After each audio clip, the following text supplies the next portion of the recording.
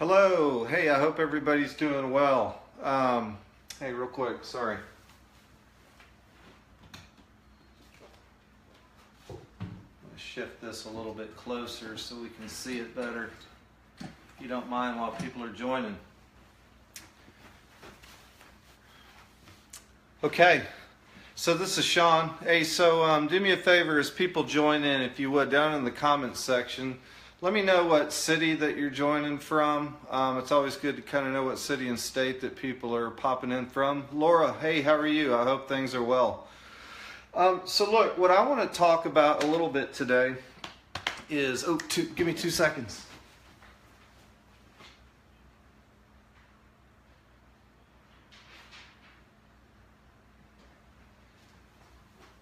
Thanks, I'm back. So hopefully that gave others a little opportunity to join.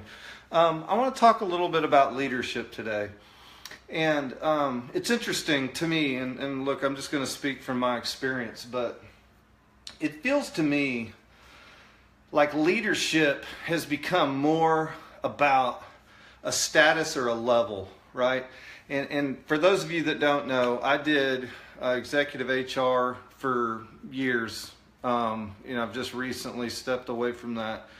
But I can't tell you the number of times that somebody would come into my office and go, "Hey, I want to be in leadership," and I'd be like, "Well, why do you want to be in leadership?" And they'd say, usually pretty similar answer, which is, well, because in order for me to move up and make more money, I have to be in leadership.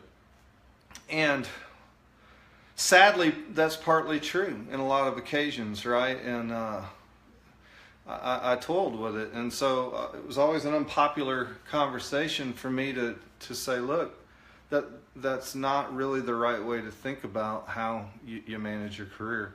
It would frustrate people. Dean, it's good to see you, man. Thanks for being on. So, but what I tried to nurture is that, look, there should be other ways that you can add value to an organization other than specifically leadership. Or you may be a fantastic leader, right? So I don't want to get too much in the weeds on that. I just want to say that if you're somebody that is an aspiring leader, or maybe you're a leader and you feel like you're struggling a little bit with some things that maybe you haven't thought about it from the perspective that I'm about to share today.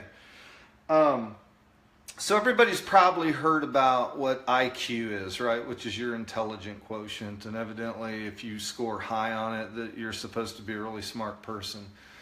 Look, there's been some very recent research that has shown that in terms of efficacy of success in the workplace in particular, that there's also something called EI, or emotional intelligence, that in lay people's terms means how people recognize, read body language, and are able to communicate and read people's emotions.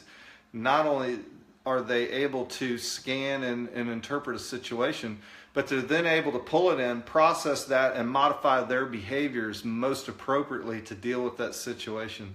That those people tend to move up the ranks more efficiently and effectively in organizations than people that simply have a high IQ. All right, so this is what I ran and got here. Is there's a book. I love this guy. His name's Daniel Goleman. He writes a book called Primal Leadership, and it's called Learning to Lead with Emotional Intelligence.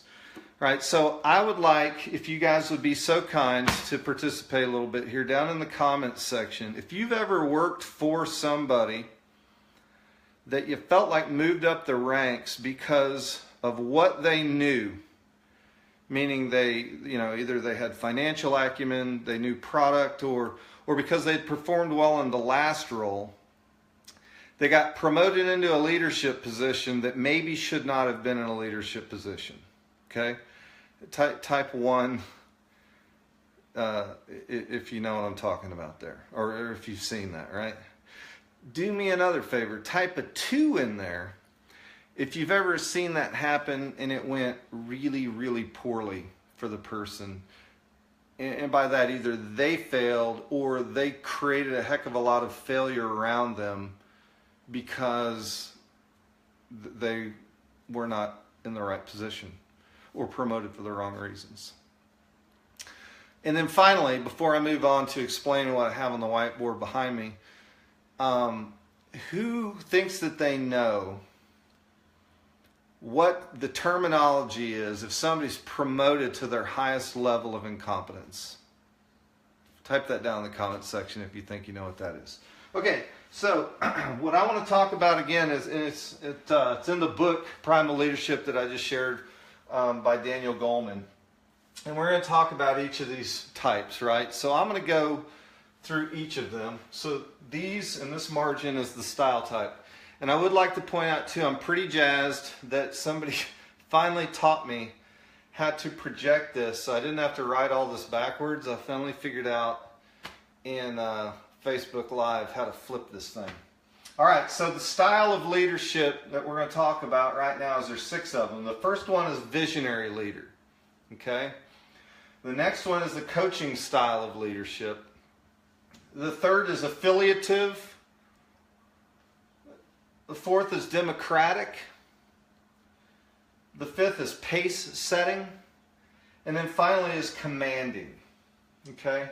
So, look, I'm going to describe it this way. 1, when you think about a toolbox, thanks Heidi, I see it in sales a ton as well. Very, very spot on with your assessment there. I'm gonna describe this like a toolbox, okay? And how many of you, type a 3 down in the comments section if you've ever gone looking for a tool and somebody's not put it back where it was, so you grab the next best thing and figure, you know what, I might just use this other tool instead, right? So how many of you type a 3 if you've ever used a knife when really what you needed was a screwdriver, okay? Or maybe you didn't have a hammer, so you grabbed a ratchet and started banging on something thinking that that would work. Or perhaps you really needed a Phillips screwdriver, but you took the flat head and gave it heck and tried to make it work with just that edge, right? Type a 3 down there if you're that person. And if you've ever worked with tools, you're a damn liar if you don't type 3. I'm just calling you out right now because I think we've all done it. Thank you, Jamie, right? Testify. We've all done it. Look, leadership is no different, right? It is I've coached and worked with and listened to leaders, and as I've taken organizational health surveys and listened to the people in organization and the feedback they get, the problem is, sorry, my the battery's dying. The problem is one of 2 things. 1, either people are a one-trick pony, right? They know how to use one of these tools and they wear it out and they use it in every situation. Or they have not just been coached that there are different tools, right? So it's not that they are incapable, they're ignorant. They just haven't been shown, okay? So what I want to impart, and hopefully you guys can take this and share it, especially those of you that are in organizations that this might add some value, is there are different tools in your bag that you can reach in and pull out that are very situational. Okay, and again, how this ties in with that emotional intelligence that we're talking about is I'm going to talk about some of the situational awareness that you may need to know which tool it is that you're going to pull out of the bag. Make sense? Okay, great. So, moving on here. The visionary. When we think about organizational impact, this one is going to get 3 pluses. That's the very highest amount of positive impact that you can have on an organization, typically, is if you're calling on this visionary style, all right? Coaching. That one's pretty high as well. Not the highest, but super high, all right? It typically goes well when you take on a coaching style. Affiliative. That's positive, okay? You're affiliating, you're working. Democratic. That one's also pretty positive. Pace setting tends to be negative, and not just negative, but highly negative, okay? So 2 negative dashes there. In this case, 2 negatives don't make a positive. They make a a negative negative, all right? And then commanding, same thing, right? That doesn't always go phenomenally. And it's not because that these aren't appropriate tools, okay? They make the list because they are appropriate tools. But it's knowing when to pull that tool out of the bag and use it at the appropriate time. It's about timing. It's about your assessment and interpretation of the climate and the situation and how to use it, right? Can I get an amen? If everybody's following with me, type amen down in the comment section. So when do we use the visionary, okay? Well, visionary is one that you use typically if it's going to be in a situation like change management, okay? If there's going to be big changes abound, people freak out. People inherently don't like change, okay? They love progress. They love goodness. They like good stuff, but they hate change. So you've just got to take the time and be thoughtful to explain to them why you're making the change, how the change will improve life for the organization and ultimately for them. Have you guys heard the phrase WIFM or WIIFM? All right, that means what's in it for me. Good leaders communicate. And I like to say that if you're doing the visionary style properly, it's a lot like the Doppler effect. And the Doppler effect, as we know, is when you hear something coming, you know when it's on it, when it's upon you, and then you hear it going away. So if you communicate effectively around vision and change management, you deploy the Doppler effect. Your employees know the change is coming. They know the change is coming. It's getting closer. It's getting closer. Boom, we're changing. And now we've changed. Okay, so now what are the new expectations? It's going away, it's going away, it's going away, and now it's our norm, right? Okay, so that's visionary. Very highly positive impact to the organization if you're doing that effectively. The next is coaching, right? And this is where you're trying to improve organizational performance by building long-term skills. So you're investing time, energy, and resources into improving organizational performance by improving individual performance. People like that. They like to feel like they're valued by the organization, and when you're investing in them, then they feel valued, right? Particularly if you're building those long-term skills and they feel like that they are part of the long-term vision of the company, they're going to tend to be happier and perform better as a result. So you're not only going to get improved contextual performance, which is, you know, they're going to give it their all because they feel good, but you're also going to get the hard skill improvement because you have improved their skill sets through the development, right? So winner, winner, chicken dinner. If you're tracking with me on coaching, write winner, winner, chicken dinner in the comments section for me, or type of chicken if you've got a cute little emoticon of a chicken. There's got to be one on there, I'm sure of it. Next, affiliative. Again, and this is only positive, it's not hugely positive, but these are kind of your team builders, right? They're your motivators. They're the people that are cohesive and tend to be those leaders that make you feel part of a team and feel pretty good about stuff. Thanks, Jamie. I appreciate it. That might be a turkey leg. It might be chicken, but winner, winner, chicken dinner. So these affiliative, right, they'll heal rifts in the team. They're going to motivate the team and bring up their spirits during times of stress. Maybe the company is underperforming. Maybe a project team isn't really hitting on all cylinders or hitting their milestones and people are down. Real team builders here for the affiliative. Democratic, that's also very positive, right? Build buy-in. Tends to build buy-in or seek consensus. So people like to feel like they've got some skin in the game and some input and that they have a voice in the direction of the organization or the team or whatever, right? So you can see why that would be very positive. The next one, pace setting. Pace setting sounds good, right? You want a leader that kind of says, look, we need to kind of chop, chop, hubba, hubba, keep things going. That's typically not a great approach. Again, it tends to be negative. It can be good if you're seeking to get high quality results from a highly competent team. The problem is that it requires a great deal of skill by the leader, and it's awfully It's often poorly executed style of leadership. Therefore, it flops, and it can have a negative impact on the organization when it doesn't go well. So then it just feels like you're pushing rather than setting goals, holding people accountable, and moving everybody along. So if you got a bunch of self-accountable people that are highly self-directed, highly competent, and are crushing it, and they like to be pushed and they like a challenge, you can smoke it. But the problem is that's often not the case, that you've got that dream team together to perform that way. All right, and so then it just seems like you're being pushy and self-centered. Finally is commanding. And that's like, because I said so, get it done, do it. If you don't get it, you're out of here, right? Or there's going to be dire consequences. Again, very negative. And that's again, still a purpose for it. It's on the list. It's meaningful. It's needed. But that's typically in a crisis, a turnaround, or for problem performers. So real quickly, I don't want to take too much of your time tonight, but I do want to talk about, we talked about when it's appropriate. Well, let's think about when it's not appropriate.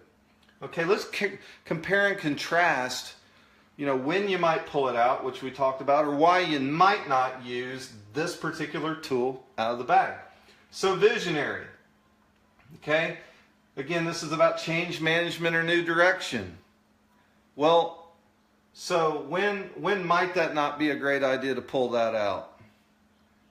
Okay, well, maybe if there's not any change, maybe if you're in a situation where you're sustaining the status quo or trying to tweak and improve a little bit, then while that can be very positive, it's just not very effective or needed in that scenario.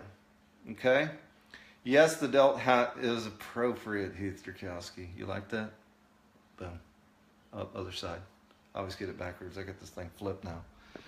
The good thing about this is that even backwards, delta tau delta says delta tau delta. I bet you can't say that about sigma tau gamma. Just saying. All right, the coaching piece, right? Improving performance by building long-term skills. That can have a very positive impact, as we talked about. But do we always have time for that?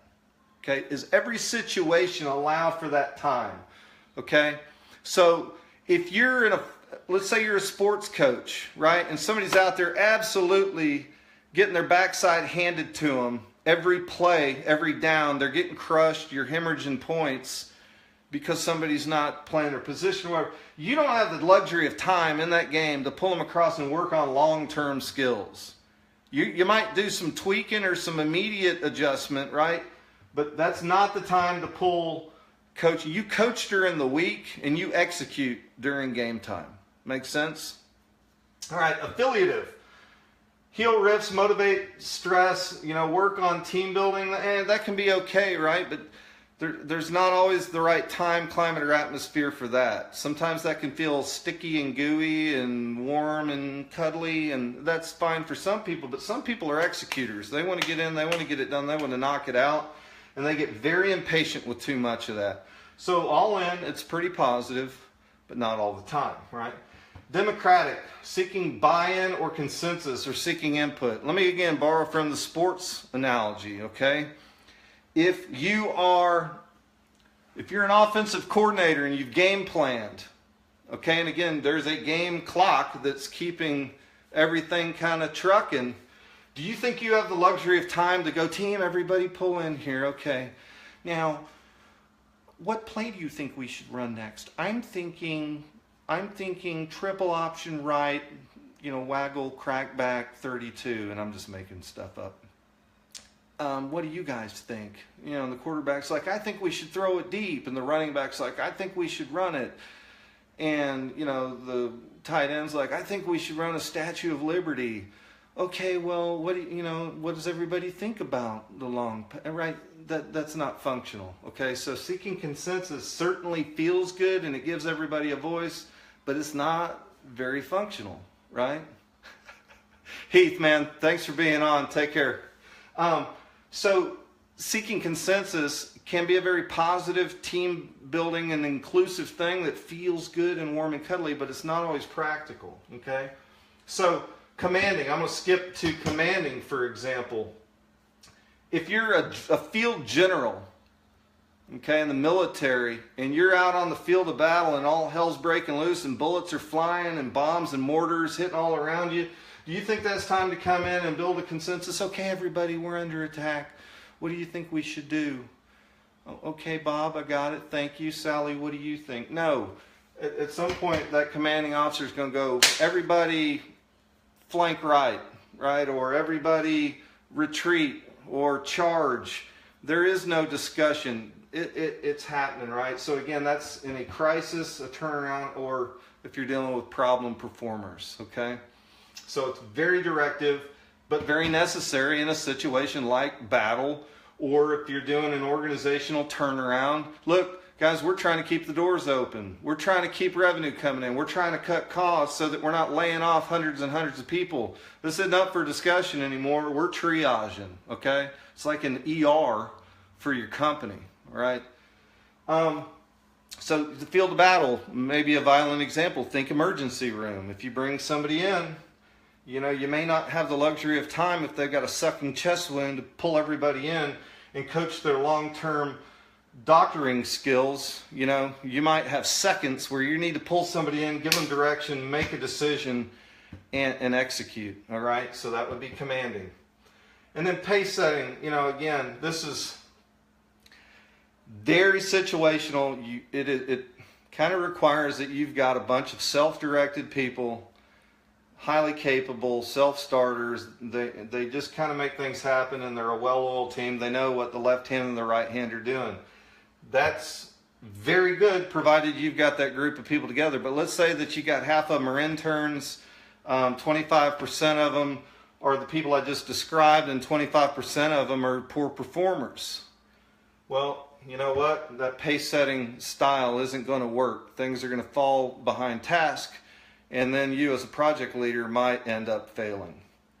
So I went over a lot. I ran a little bit longer than I wanted to, but if I get nothing across, again, it's that if you're a leader, you can't be a one-trick pony. You can't just be one of these things and expect that, boom, because my title says leader, that I'm an effective leader. 2, just moving somebody to a job because they were good at the last job can be a mistake, particularly when you're talking about promoting people into leadership roles. Marshall Goldsmith has an excellent book called What Got You Here Will Not Get You There.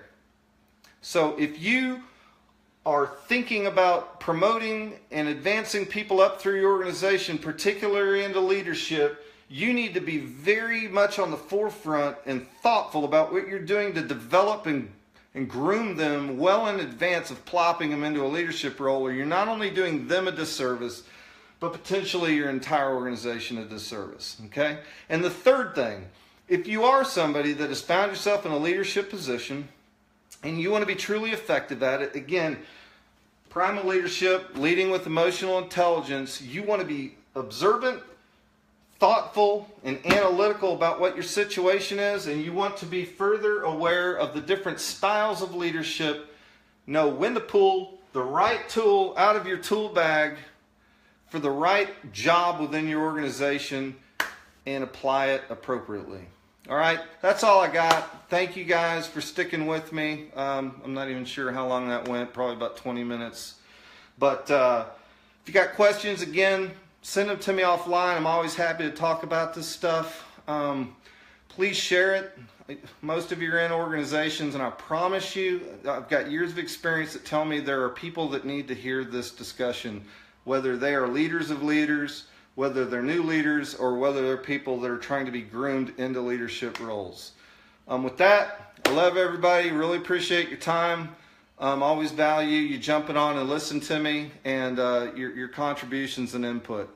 So thank you. Have a great rest of your evening, and we'll see you tomorrow.